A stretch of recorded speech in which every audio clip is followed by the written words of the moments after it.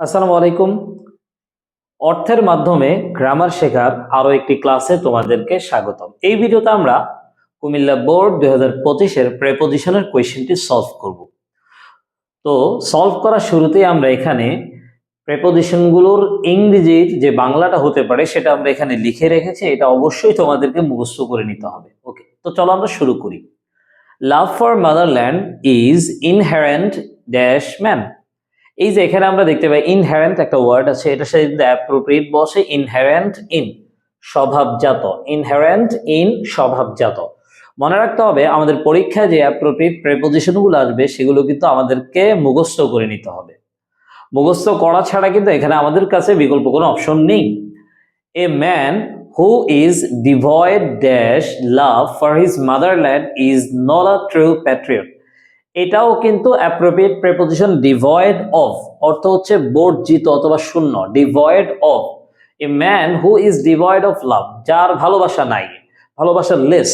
Okay, for his motherland is not a true Patriot, a genuine Patriot loves his motherland. দেখো, এই genuine Patriot, একজন প্রকৃত দেশপ্রেমিক, loves ভালোবাসায়, হিজ মাদারল্যান্ড তার মাতৃভূমিকে, dash the core of his heart. এটা কিন্তু অ্যাপ্রোপ্রিয়েট না, এটা আমাদেরকে অর্থের মাধ্যমে ব্যাপারটা সলভ করতে হবে। তো চলো আমরা একটু অর্থের মাধ্যমে ট্রাই করে দেখি।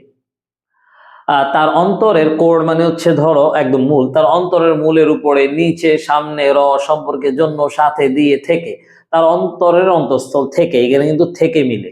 তাহলে এই থেকে ইংলিশ হচ্ছে ফ্রম, সিন্স, দেন। আমরা এখানে মূলত বসাবো ফ্রম। কেন আমরা সিন্স বসাবো না? কারণ সিন্স মূলত বসে কোনো একটা সময়ের শুরু থেকে বোঝাতে, দেন বসে তুলনা করার জন্য। সো এখানে হচ্ছে ফ্রম হবে। From, from the core of his heart he dedicates his whole life, সে তার সম্পূর্ণ জীবনটা উৎসর্গ করে, dash the service of his own country. এটাকে আমরা অ্যাপ্রোপ্রিয়েট আকারেও বসাতে পারি, আবার মৌলিক রুলস হিসেবে বসাতে পারি। অ্যাপ্রোপ্রিয়েট হিসেবে dedicate to, dedicate to, dedicate to. আবার দেখো, এখানে আমরা যদি অর্থের মাধ্যমে বসাই তাহলে কিভাবে বসানো যায়? হি ডেডিকেট, সে উৎসর্গ করে, হিজ হোল লাইফ, তার সম্পূর্ণ জীবনকে, dash the service of his own country, তার নিজের দেশের সার্ভিস মানে সেবা, তার নিজের দেশের সার্ভিসের জন্য। এখানে ফরও বসানো যেতে পারে। হ্যাঁ, ওকে, এটা হবে মৌলিক ব্যবহার।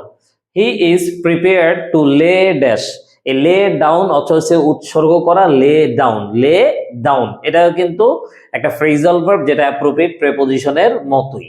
ওকে, is life for the greatest interest of his motherland, our freedom fighters আর the proud sons of our country, they took pride. এই যে প্রাইড শব্দটা দেখতে পারো, এটাও কিন্তু appropriate. Pride in, pride in. আর মনে রাখতে হবে যে প্রাউড যদি হয়, প্রাউড, PROUD, প্রাউড, প্রাউডের সাথে হবে of, pride in, proud of. They took pride in fighting for the country dash our enemy. এই যে এখানে দেখো ফাইট দেখা যাচ্ছে, এই ফাইটের পরে অ্যাপ্রোপ্রিয়েট হচ্ছে এগেইনস্ট। এখন এটাকে যদি তুমি অ্যাপ্রোপ্রিয়েট ধরো ধরো, নাহলে কিন্তু এটা অর্থ দিয়েও কিন্তু তুমি চাইলে বের করতে পারবা। হ্যাঁ, against our enemy, they never retreated, they never retreated, তারা কখনোই পালিয়ে যায় না, ড্যাশ দ্য ব্যাটল ফিল্ড। যে রিট্রিটেড পালিয়ে যায় না, ড্যাশ দ্য ব্যাটল ফিল্ড, যুদ্ধক্ষেত্রের উপরে, নিচে, সামনে, সম্পর্কে, জন্য, সাথে, দিয়ে, থেকে, যুদ্ধক্ষেত্র থেকে। তো থেকে ইংলিশ আগে কি হবে? আমরা আগেই বলেছিলাম, এখানে হবে from, from the battle field. Rather soup, এই যে রেদার বরঞ্চ, এটা কিন্তু একটা ক্লজ মার্কার এখানে, রেদারের পরে সুপ, ড্যাশ দ্য এনিমি। সুপ শব্দটা হচ্ছে ভার্ব, এই সুপের অ্যাপ্রোপ্রিয়েট হচ্ছে অন অথবা আপন। আমরা এখানে অন দিয়ে দিলাম। সুপ অন মানে হচ্ছে আক্রমণ করা, হঠাৎ আক্রমণ করা। রেদার সুপড অন দ্য এনিমি, বরঞ্চ কি করে? ভ্যালিয়েন্টলি, সাহসের সাথে এনিমির সাথে কি করে? লড়াই করে, এনিমির উপরে আক্রমণ করে। Their sacrifice will end dash vain if we fail to build our country. এই দেখো, এই যে ভেইন যে ওয়ার্ডটা আছে, এটার আগে ইন হবে, কারণ এটা একটা ফ্রেজ। ইন ভেইন মানে হচ্ছে বৃথায়, ইন ভেইন বৃথায়। তো এখানে আমরা একটু হিসাব করে দেখি কয়টা আমাদের অ্যাপ্রোপ্রিয়েট বা প্রেপোজিশন থেকে, ফ্রেজ থেকে এসছে, আর কয়টা মৌলিক থেকে এসছে। ধরো অপশন এ তে অ্যাপ্রোপ্রিয়েট একটা, তারপর হচ্ছে অপশন বি তে অ্যাপ্রোপ্রিয়েট দুইটা, অপশন সি ডি তে অ্যাপ্রোপ্রিয়েট, অপশন ডি তে অ্যাপ্রোপ্রিয়েট তিনটা, অপশন ই তো অ্যাপ্রোপ্রিয়েট 4টা, অপশন